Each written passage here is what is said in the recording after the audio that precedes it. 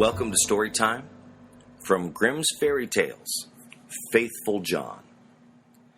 There was once upon a king who was ill and thought to himself, I am lying on what must be my deathbed. Then he said, tell Faithful John to come to me. Faithful John was his favorite servant and was so called because he had for his whole life been true to him.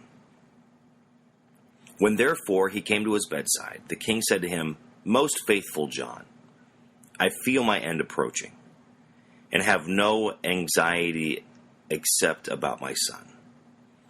He is still of tender age, and cannot always know how to guide himself. If you do not promise me to teach him everything that he ought to know, and to be his foster father, I cannot close my eyes in peace. Then answered Faithful John, I will not forsake him. I will serve him with fidelity, even if it shall cost me my life. At this, the old king said, Now I die in comfort and peace. Then he added, After my death, you shall show him the whole castle, all the chambers, halls, and vaults, and all the treasures which lie therein. But the last chamber and the long gallery, in which is the picture of the princess of the golden dwelling, shall you not show. If he sees that picture, he will fall violently in love with her, and will drop in a swoon, and go through great danger for her sake. Therefore, you must protect him from that. And when Faithful John had once more given his promise, the old king, about this, the king said no more, but laid his head on the pillow and died.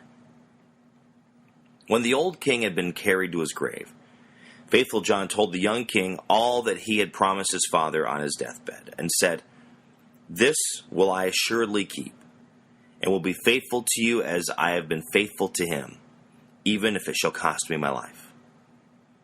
When the morning was over, Faithful John said to him, It is now time that you see your inheritance. I will show you your father's palace. Then he took him about everywhere, up and down, and let him see all the riches and the magnificent apartments. Only there was one room which he did not open, that in which hung the dangerous picture. The picture, however, was so placed that when the door was opened, you looked straight on it. And it was so admirably painted that it seemed to breathe and live. And there was nothing more charming or more beautiful in the whole world. The young king noticed, however, that Faithful John always walked past this door and said, Why do you never open this one for me? There is something within it, he replied, which would terrify you. But the king answered, I have seen all the palace, and I want to know what is in this room also. And he went and tried to break open the door by force. Then Faithful John held him back and said, I promised your father, before his death, that you should not see that which is in this chamber. It might bring the greatest misfortune on you and on me. Ah, no, replied the young king. If I do not go in, it will be my certain destruction. I should have no rest day or night until I have seen with my own eyes. I shall not leave the place now until you have unlocked the door. And Faithful John saw that there was no help for it now, and with a heavy heart and many sighs, sought out the key for the great bunch. When the door opened, he went in first, and thought by standing before him, he could hide the portrait so that the king should not see it in front of him. But that was it. The king stood on tiptoe and saw over his shoulder. And when he saw the portrait of the maiden, which was so magnificent and shone with gold and precious stones, he fell fainting on the ground. Faithful John took him up, carried him to his bed, and sorrowfully thought, The misfortune has befallen us, Lord God. What will be the end of it?" Then he straightened him with wine until he came to himself again. The first words of the king said, "Where, the beautiful portrait? Who is it?" "That is the princess of the golden dwelling," answered faithful John. The king continued, "My love for her is so great that if all the leaves on the trees were tongues, they could not declare it. I will give my life to win her. You are my most faithful, John. You must help me." The faithful servant considered with himself for a long time how to set about the matter, for it was difficult even to obtain a sight of the king's daughter. At length, he thought of a way and said to the king's everything which she has about her is gold, tables, chairs, dishes, glasses, bowls, and household fortune. Among your treasures are 5 tons of gold. Let one of the goldsmiths of the kingdom fashion these into all these manners of vessels and utensils, into all kinds of birds, wild beasts, and strange animals, such as may please her, and will go through them and try our luck."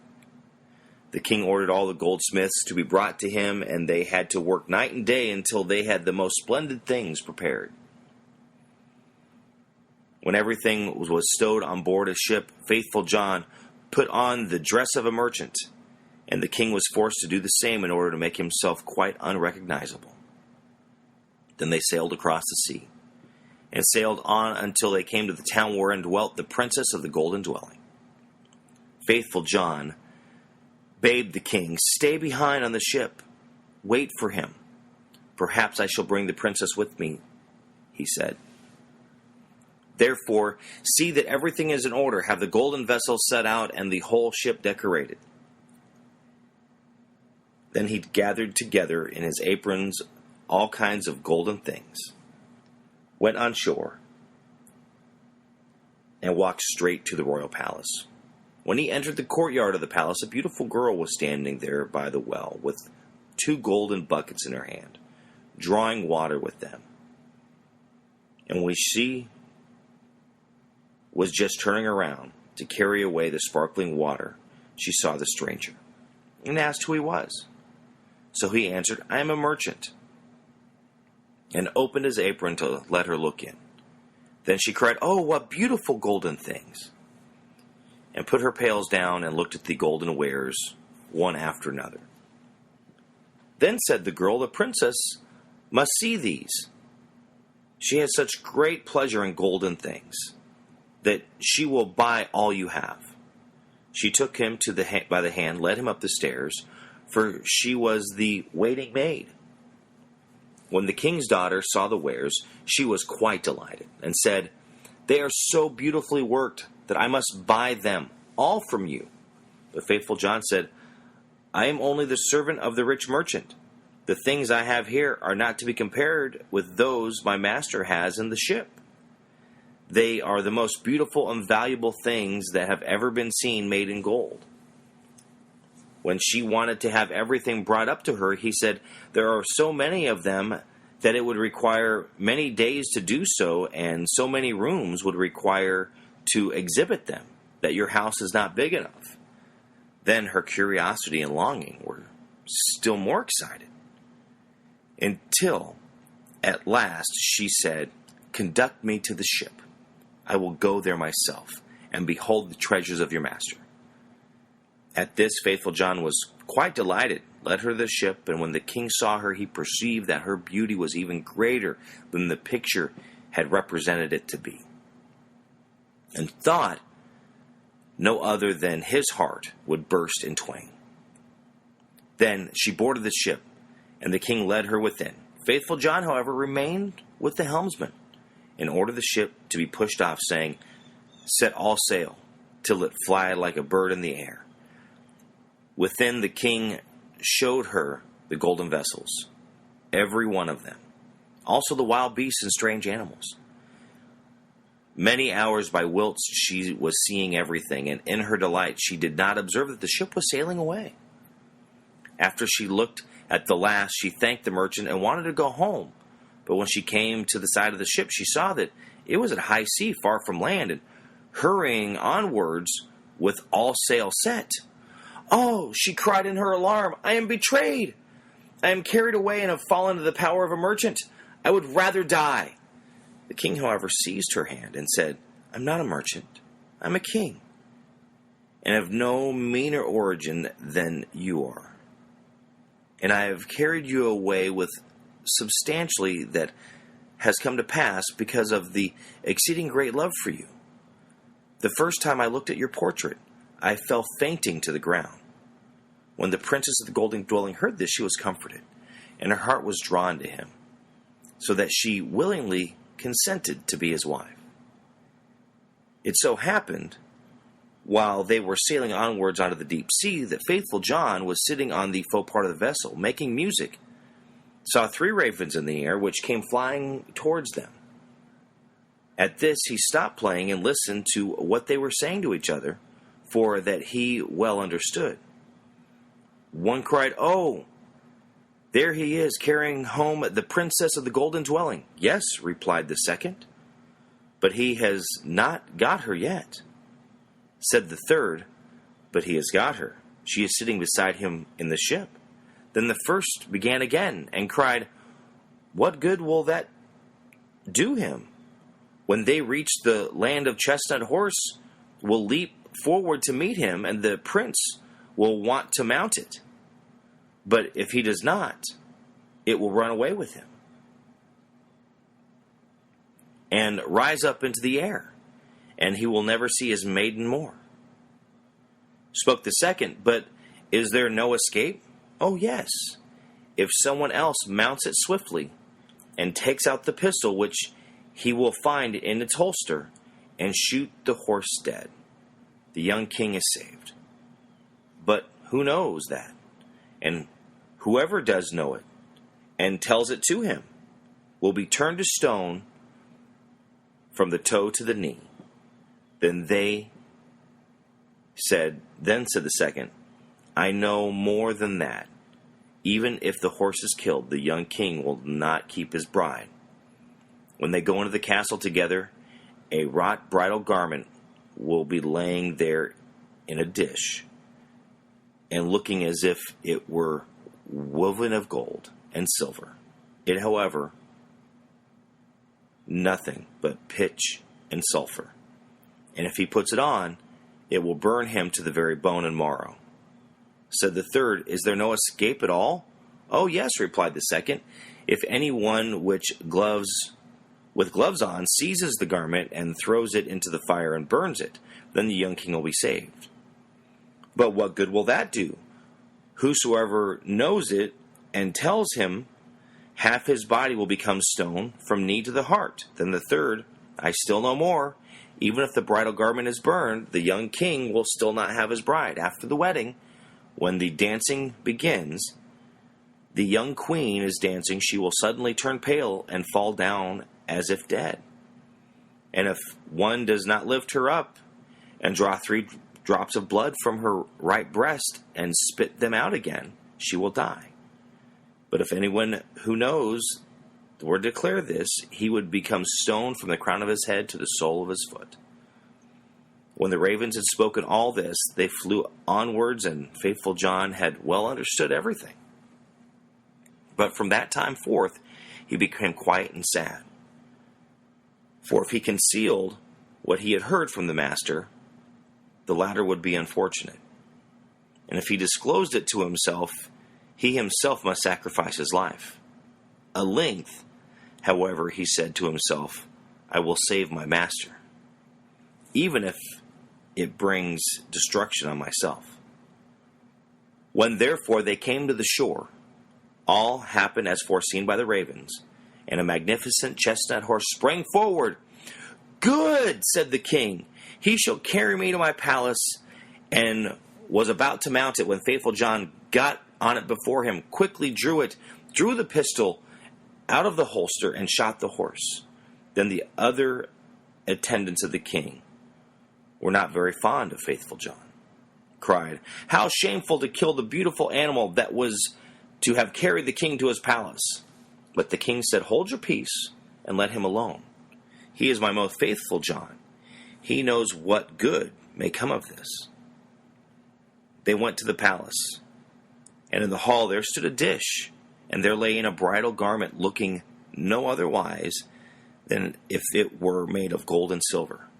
The young king went towards it, and was about to take hold of it, but faithful John pushed him away, seized it with gloves on, carried it quickly in the fire, and burnt it. The other attendants again began to murmur, and said, "Behold, now he is even burning the king's bridal garment."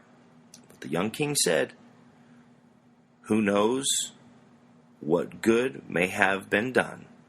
Leave him alone. He is my most faithful John." And now the wedding was solemnized, the dance began, and the bride also took part in it. Then faithful John was watchful and looked into her face, and suddenly she turned pale and fell to the ground as if she were dead.